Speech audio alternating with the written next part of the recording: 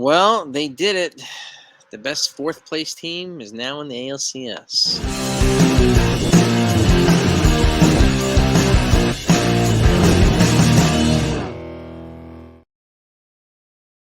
What's going on, everybody? Jason here. Hope you're all doing well. When I say fourth place team, I meant that at fun. So there's so many people that said the Yankees team was going to be a fourth place team at best, and even beat writers just said that. So it's nice when the Yankees go out and defy the odds. It really is, and I'm all in favor of celebrating this team right now.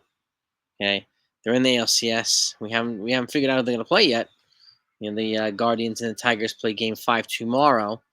Just like the Mets haven't figured out who they're going to play yet. The Padres and the Dodgers play Game 5 today. So we'll get more intel then. But Yankees go back home now. They get to relax for a couple of days and get ready for whoever they're going to play. And I think they're going to be ready for either team. And one of the things a couple of things actually.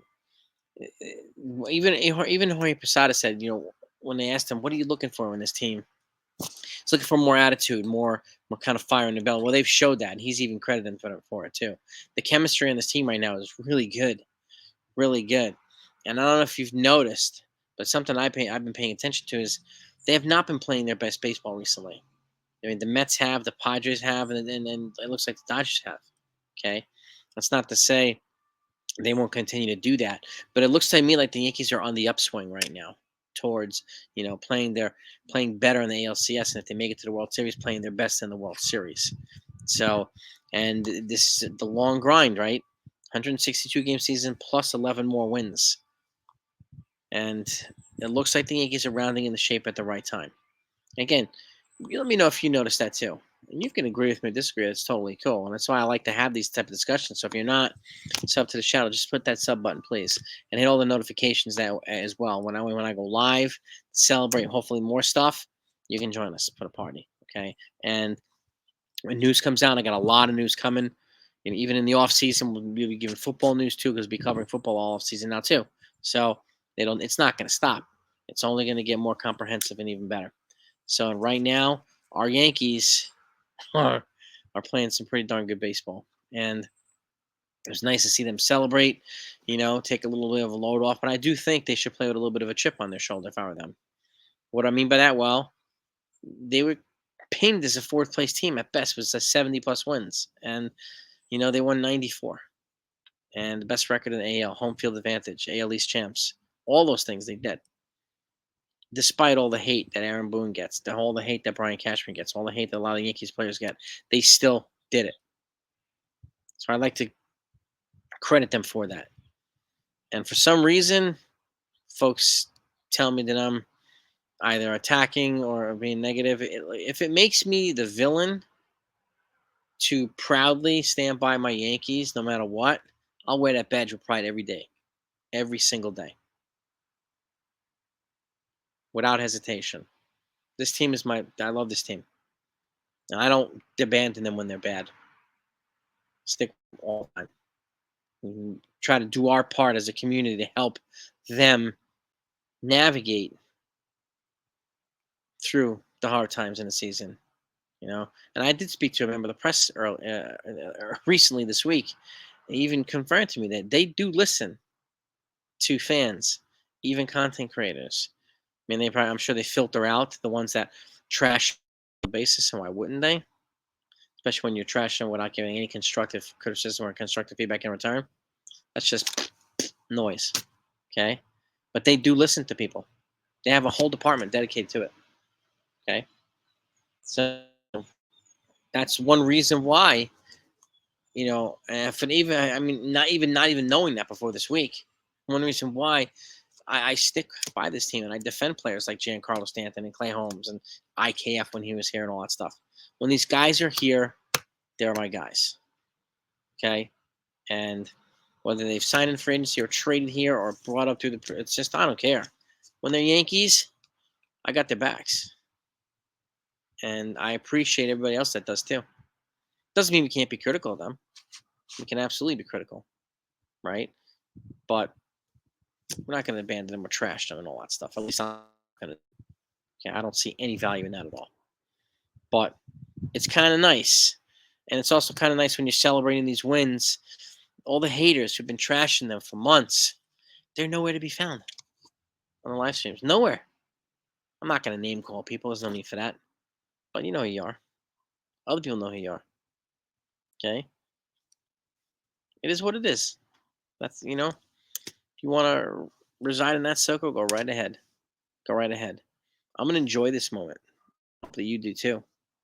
This is a wonderful, wonderful team. And I'm so happy that they clinched it. You can see how happy they were. And the fact is, these guys have each other's backs. And you see that one of the first people, when there was almost a bench clearing incident last night, okay, one of the first people, the first two people actually, okay, when I forgot his name, Franco maybe was going to go after Anthony Volpe. First two people there were Jazz Chisholm and Garrett Cole. Okay, these guys have each other's back without hesitation. And the bullpen, they all came out. And when Merritt Canely about it, he said, I don't care what was going on. We have each other's back no matter what. So it's nice to see that. It really is. This is a tight-knit unit. It's fantastic to see. And Aaron Boone motivated the hell out of them. And I got to give him, despite the frustrations of certain people, because he made great decisions on the changes that they made for the bullpen. He's running a shorter leash right now in the postseason because he knows how important these wins are. Okay, he knows exactly what they have to do to get to the next level. He single-handedly put the team in the World Series himself with a home run off Tim Wakefield in 2004 or 2003. 2003. Okay, he hit that walk-off home run. If you haven't seen it, please go see it. That's one of the most epic walk-off home runs in Yankees history. Aaron Boone did that himself. Okay, so, but that notwithstanding, he's had some rough parts as manager, sure. Does he make the right decision all the time? No. Is Cashman? No. But they're doing a heck of a lot right now. And that was one of the decisions that they made, particularly Aaron Boone, with the bullpen. Okay? And, finding a new spot for Clay Holmes, and kudos to Clay Holmes for embracing it. Some folks could easily have been causing a chaos. And there's one reason why I prefer Clay Holmes over like a guy like Josh Hader, who would have probably created the scene last year, based on what his behavior is, right? So I'm glad we had Holmes, and I'm glad that he embraced his role once it became apparent that he could no longer hold down the closer position.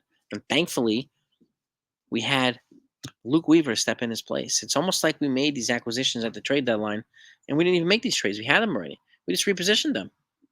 It's fantastic. It really, really is. So, and that's really enlightening to me. But the fact of the matter is the work isn't done yet. Okay? They've got another series to win before they get to the World Series, and then they have the World Series to win. And 8 more games. That's the magic number right now. 8 more wins. The magic number is 8, and the end of the side is a parade. Okay? And all signs are pointing towards, and I talked about this yesterday too, I mean, they're either going to play, if they make the World Series, they're either going to play the Dodgers or the Padres or the Mets. Right? Those are the 3 teams. And talking to shout out to Ken, by the way, because he makes great comments in our live streams and gets me to think in ways that I wasn't thinking before. So thank you for that, man. He's part of a dynamic duo over at that strike zone. But NFE. They do a lot. They do great play-by-play. They do a lot of good content over there. So please support that channel if you haven't done that yet. Okay. Again, it's making me think too. While a Subway Series would be significant, I think, for New York fans, and I think it's therapeutic for New York fans too. I mean, Yankee fans have been deprived for a while. So the Mets fans have been deprived for a while. And the Mets fans have their heart broken quite a few times with a team that just kind of falls apart at the end of the season. And now it looks like they're winning and they're playing their best baseball. So it's therapeutic for both sides. But I do think, in terms of a more global appeal, Yankees-Dodgers would probably be the most, would draw the most ratings, would draw the most area, because you're adding the Japanese community for Shohei Ohtani and Yamamoto, and you're doing a lot of different things. And you've got the West Coast contingent or the East Coast contingent, or if it's New York Yankees or it's New York Mets, That's just a conglomeration of New York intensity and fans, which I have no problem with. I do think it would be more significant for the game, but I can understand the global appeal, the bigger, broader appeal for them playing the Dodgers. But they got to get to the World Series first. So, give me your thoughts. Let me know what you think. Who would you like to see? I mean, who would you like to see in the ALCS? And if they get past the ALCS, who would you like to see in the World Series? I'm really, really, really curious. And then, Ken, that's a great point, man. I wasn't even thinking about that. So, just the global appeal of playing the Dodgers. But again, gang, right now, like I said, I'll say this again. It looks like the Yankees are on the upswing right now, finding their groove, and I do think the timing is working out well for them. You know, we're still missing some guys, offense here, and they're still winning these freaking series. So if we get back to where they were in the beginning of the season, where most of the guys were firing on all cylinders, this team is going to be very dangerous, especially if Aaron Judge heats up along with Giancarlo Stanton. And if you get Volpe going and Austin Wells going and Jazz going and Verdugo going, like this, it's completely different. And if Soto's power stroke comes along for the ride too, completely different ball game, completely different environment, completely different team. Okay, and special shout out to Garrett Cole, man, for being the ace that we needed last night and shoving 7 innings, brilliant freaking baseball. And kudos to the bullpen, 15 consecutive innings of no runs.